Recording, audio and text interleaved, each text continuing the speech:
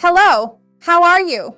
When we think about improving heart health, arteries, this whole cardiovascular part, many people think about cutting out salt, the fat from steak, those French fries.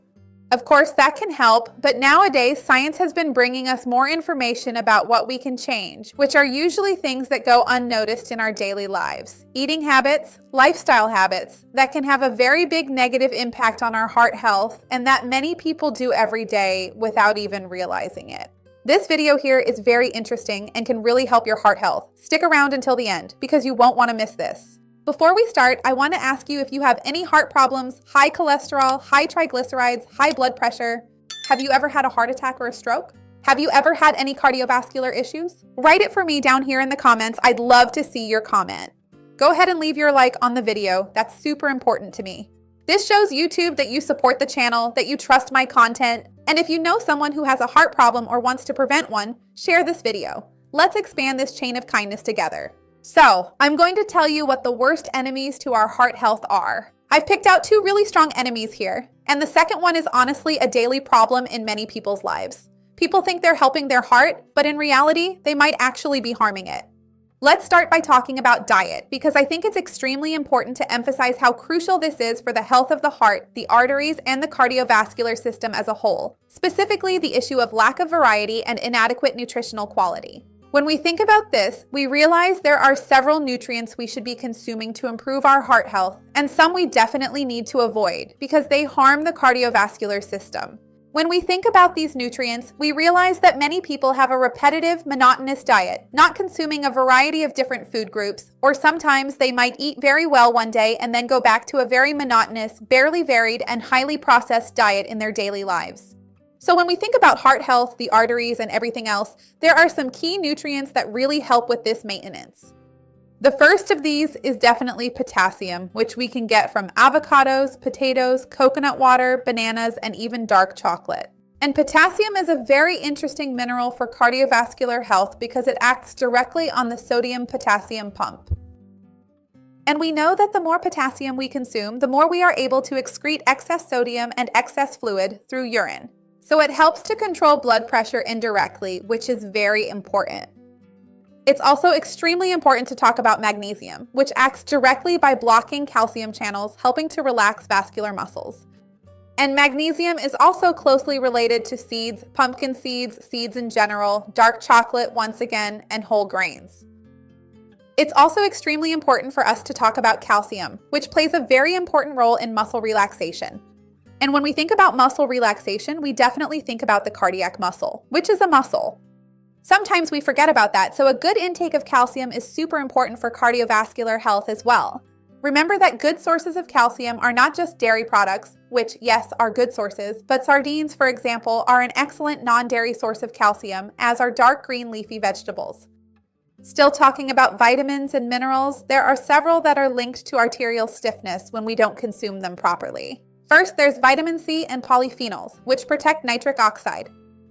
So it's worth consuming more of them in our daily lives. Remember that good sources of vitamin C are citrus fruits. Good sources of polyphenols are berries, anything that's very colorful, or even green tea itself, which is an excellent natural source of polyphenols. It's also worth mentioning the importance of fiber consumption. We know that fiber helps with cardiovascular health, both by preventing high insulin, which we know can increase inflammation and also increase sodium reabsorption. So, both directly and indirectly, it plays a role in cardiovascular health. But fiber can also help excrete excess cholesterol through the stool, so having a good intake of fiber is extremely important. And in the case of cholesterol in particular, it helps a lot when the fiber is soluble. So good sources can be psyllium, chia, flaxseed, and vegetables in general, with the skin whenever possible. And when we talk about chia and flaxseed, besides fiber, we know they also contain precursors of omega-3. So it's worth remembering that this fat is very important for the heart. It's a naturally anti-inflammatory fat, and it helps to reduce exactly this issue of excess insulin and excess inflammatory processes in our body, which benefits our health and supports cardiovascular health.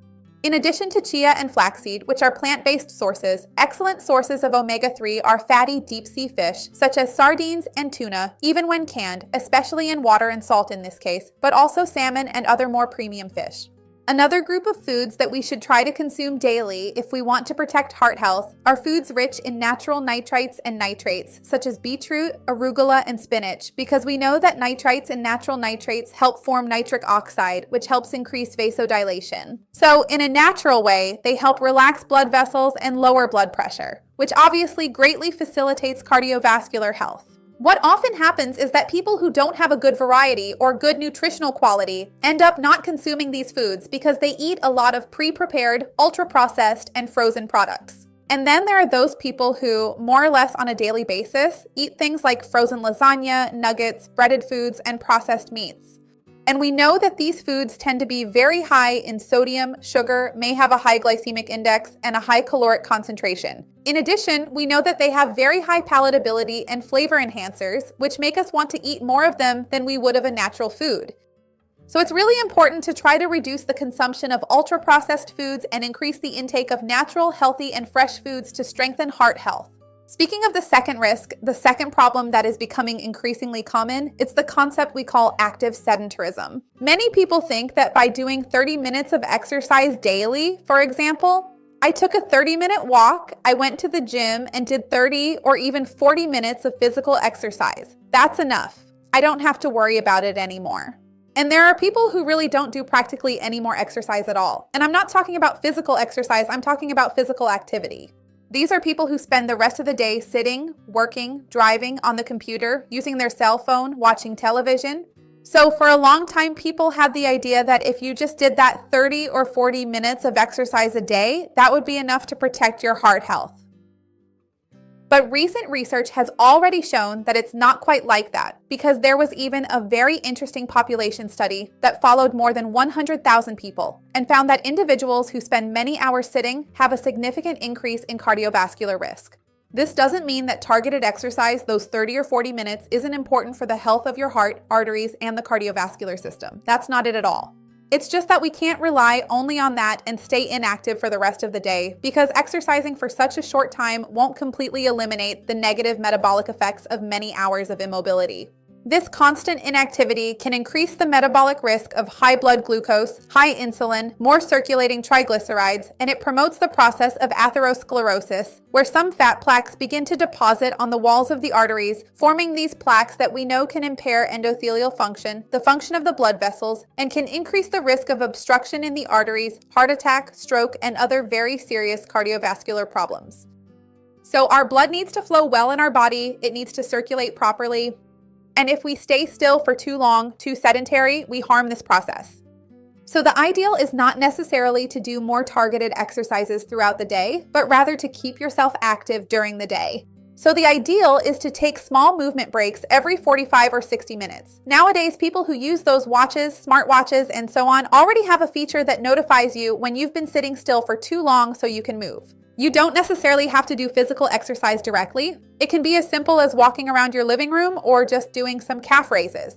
This is great for your calves, to pump that muscle, which is so important for returning circulation back to the heart. You could do squats if you want, some jumping jacks, or you could go up and down a flight of stairs.